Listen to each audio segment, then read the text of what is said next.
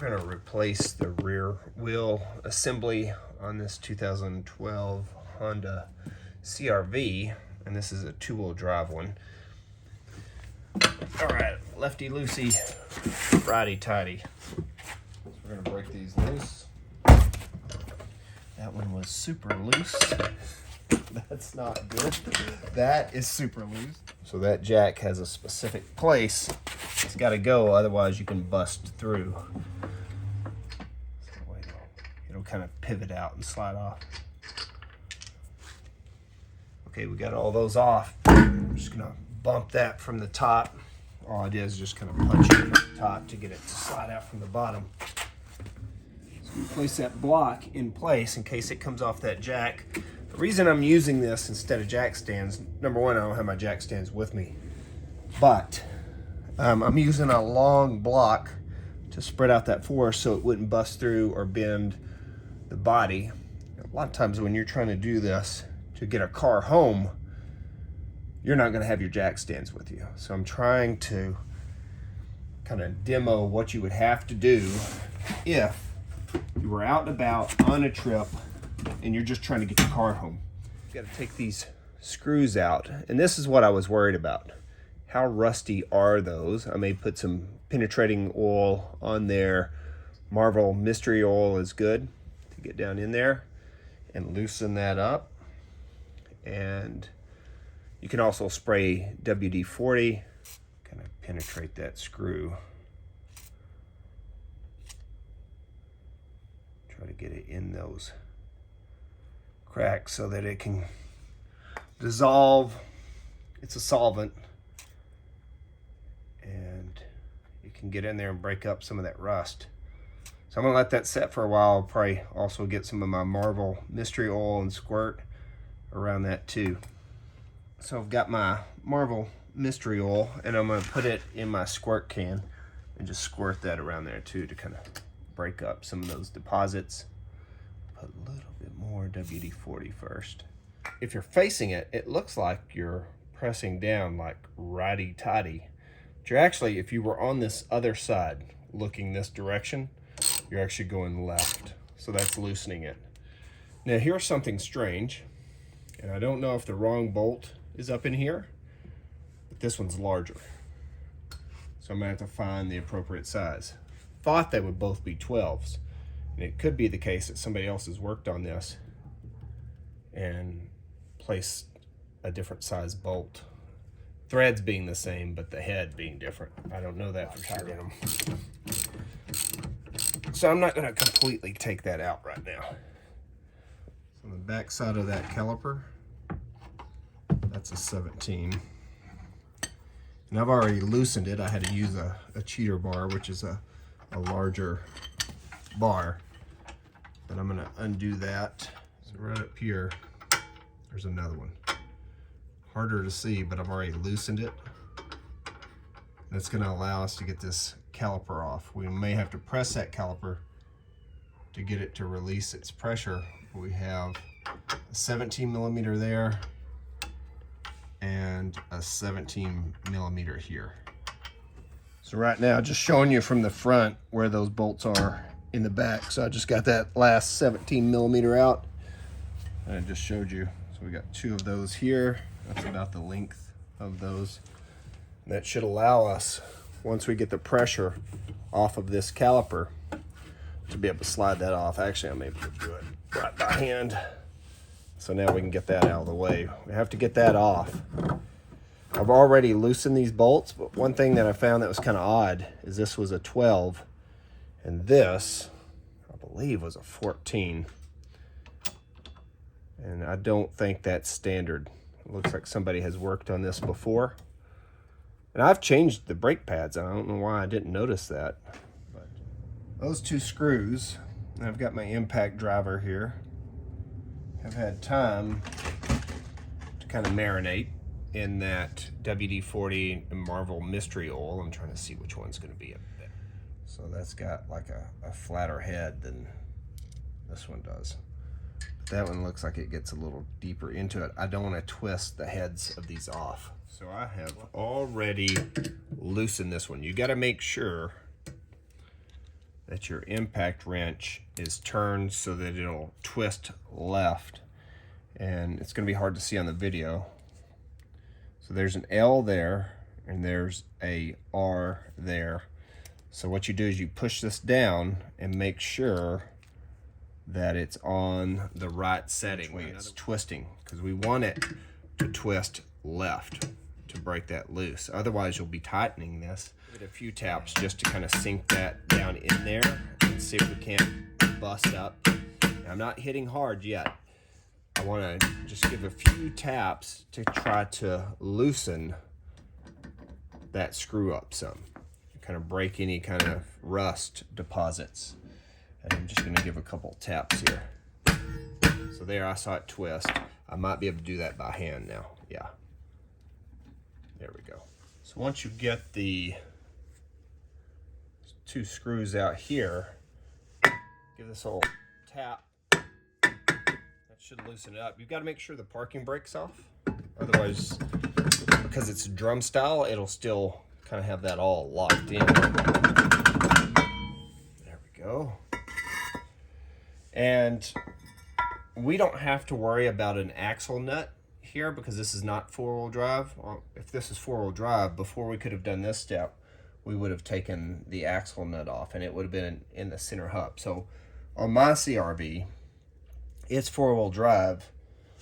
We have a different type of hub assembly. This one actually looks like the one for the 4-wheel drive because you can see where it goes over the CV axle.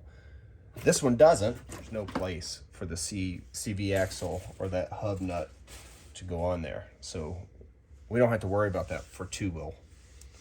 So let's move. All right, so I'm using a cheater bar here to get additional leverage. Now I've already broke these loose, but I just want to show you the location. The reason I use a cheater bar first to break these loose is because it's super long, gives me way more leverage, and then I don't want to damage my ratchet either. So I can break it loose with the cheater bar, and then I'll get in here with my ratchet and loosen those up. Yeah, these are all right. I just didn't do enough. So that would have been really difficult had I not used that cheater bar. I'm trying to loosen these up by hand. There we go.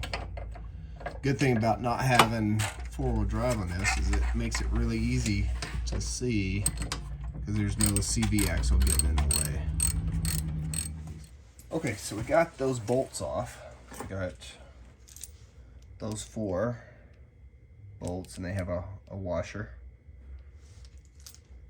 Now we're gonna take this bad boy off. What I want to do is just kind of line this up, look at it, make sure I put it on the same way that it comes off.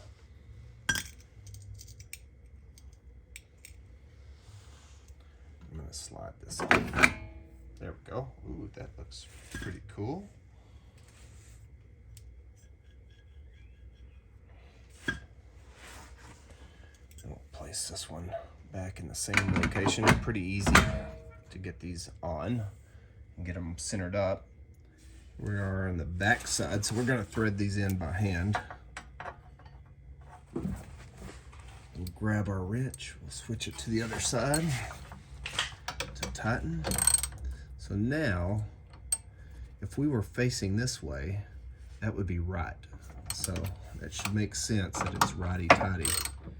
If you're facing this way from the outside in, it looks backwards, but if you were facing going this way, like you were underneath the car like I am now,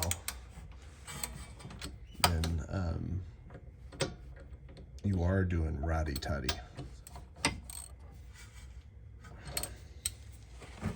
There, those are it. All right, so we've got our torque wrench here, and we've got it set to tighten to 73 foot-pounds. And once you hear it click, then you know you're tight enough. So we've got these torqued down. So now we're gonna put the hub back on, and then we'll put the brake caliper back on. All right, up here you'll notice this wire travels down, and then there's a bolt here That's your speed sensor, and you don't want to mess that up. I didn't take it out because we're not spraying this down with brake cleaner. It's got to go in there because you can see that this screw is close to where that lug nut comes out, that lug's bolt. So you can see here, this screw and that one pair up to the lug bolt that comes out. So now we've just got to kind of bump that back in place. We've got to be really careful we don't mess up these threads. There we go.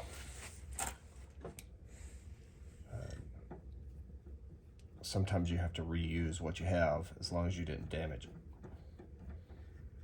So those are in pretty good shape. Once I have the wheel on, there's no space. They could loosen, but they're not going to be able to back out of there because I don't want them too tight.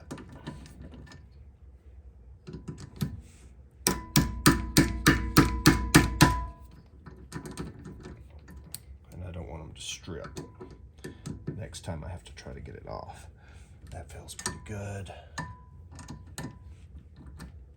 That feels pretty good there. Yeah. So what I've done is I've gotten a pair of vice grips and I'm just pressing that other brake pad. I'm using the brake pad to kind of press that back in. Just nice and easy.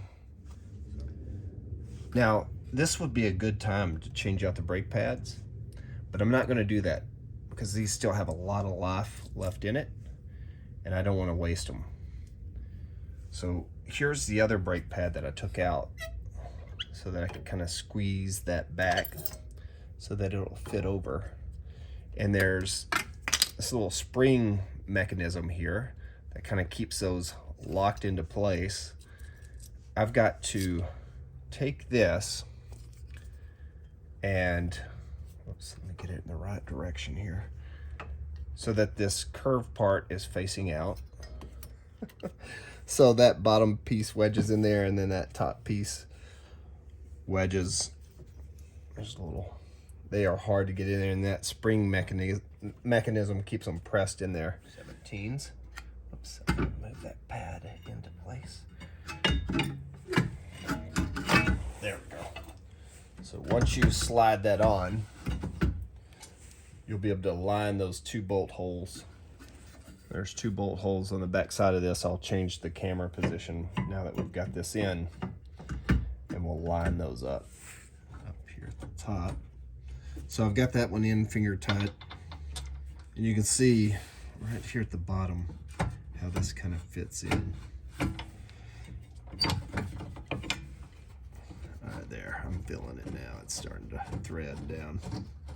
So you just kind of have to move that around. That's the reason I didn't want that top one tight. I still want some movement just to verify it's not cross-threaded.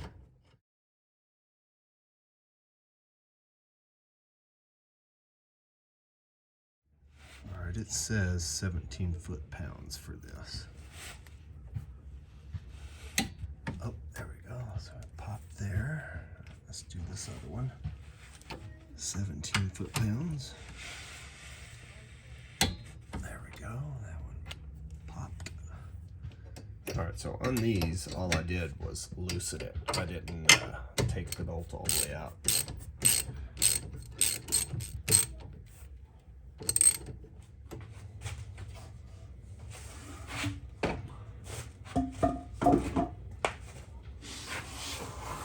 I'm gonna start at the top and then roll that around. Just run our top lug nut down just to kind of keep things in place. We'll press that in. We'll do this one here.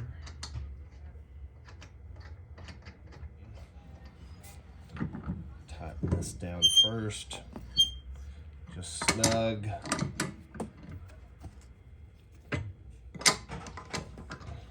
Before I put the wheel down, because I don't want it to have the wheel, once we put the weight of the car on it, I want all 4 lug nuts in position. because I don't want that moving or putting a lot of stress on the tube.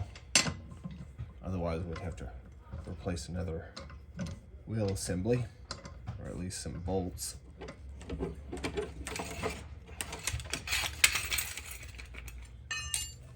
Let's go ahead, we'll tighten these down. Get those nice and snug. Oh yeah, since we took that brake caliper off, you won't necessarily have to bleed the brakes, but pump them a few times before you try to move the car. Just make sure you got good brake pressure and that back brake caliper that we took off is squeezing the disc.